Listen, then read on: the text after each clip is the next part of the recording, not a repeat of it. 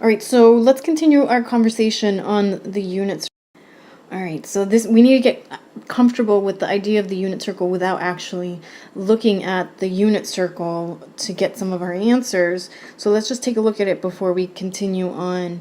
Remember, anything in terms of pi over 3, 2 pi over 3, 4 pi over 3, 5 pi over 3, if you look at the coordinate points, it's the same coordinate point. So if I remember that pi over 3 is associated with a half root 3 over 2, and then remember, you can break up your coordinate plane into 12 parts.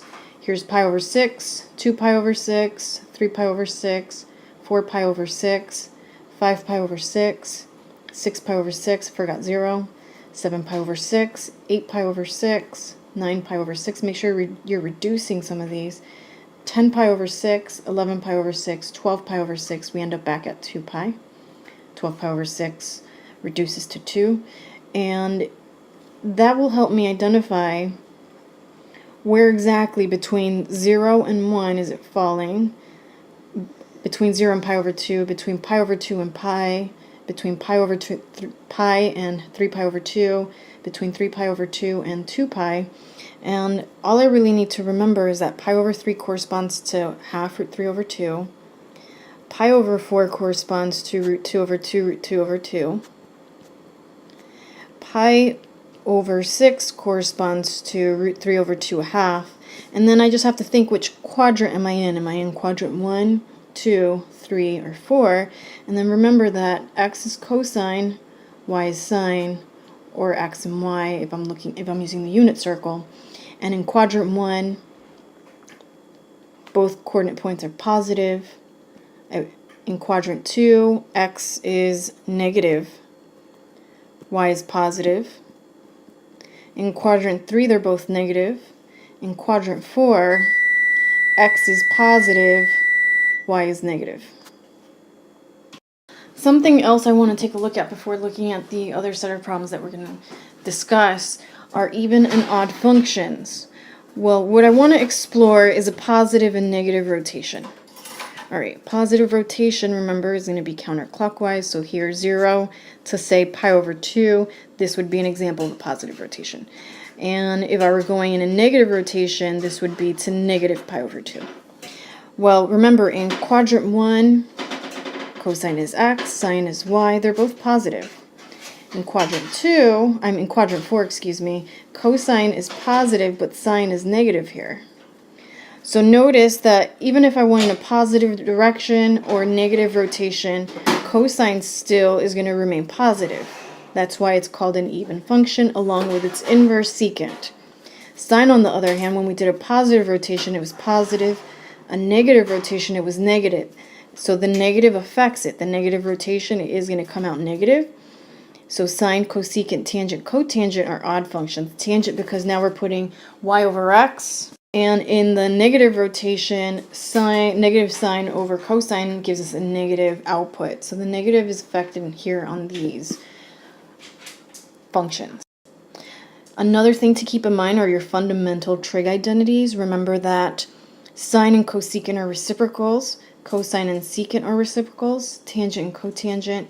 And then again, you could do the same thing for cosecant. You can put 1 over sine, secant 1 over cosine, cotangent 1 over tangent. So now that we're looking at this example, we want to use the value of the trig function to evaluate the indicated function. So let's take a look at A. Well, cosine is an even function, so the negative here does not affect it. Therefore, your solution is the same as the given. Secant, now I'm looking over here, and I'm just going to flip that over because I want the reciprocal of cosine of negative t. So my answer is negative 3. If we look at B, sine is an odd function. So this is your given. The negative is affecting it. So when I remove the negative value, my signs are going to switch. Remember, cosecant of positive t. Now I'm only looking over here for my reciprocal. So my answer is going to be 5 over 3. And that's negative. Now let's use our calculator to evaluate a trig function. And the instructions tell us to round our answers to 4 place values. Well, A question I get asked very often is, should my calculator be in radians or degrees? Well, let's take a look at the given. Do I see a degree symbol in any of these four problems? I do not. Therefore, our calculator must be in radians. So make sure that before you put this into the calculator that you're in the correct mode. If I said cosine of 405 degrees, clearly now, here's a degree symbol. The mode that you should be in is degrees. So let's start with secant at 4.5. If you're using your calculator, do not confuse sine -1, cosine -1, tan -1 as the buttons you want to use for any of these inverses, in any of these reciprocals. This means inverse. Do not use this to evaluate the secant, the cosecant, or the cotangent.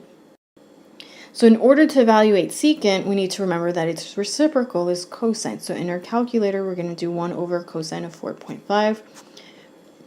Rounded to 4 place values, our solution is -4.7439.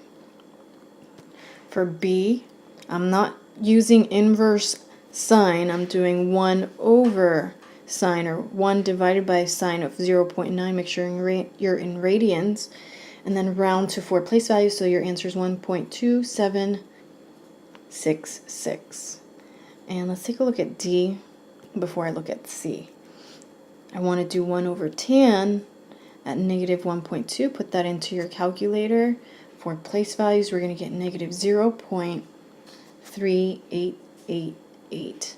And for C, when you put this into your calculator, you should get domain error. This is why. So here's 0, here's pi over 2, here's pi, 3 pi over 2. Remember, in a unit circle, we're 1 unit out, so this corresponds to 1, 0.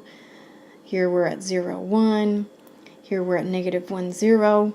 Here we're 0, -1. But the one we're interested in is this quadrantal angle.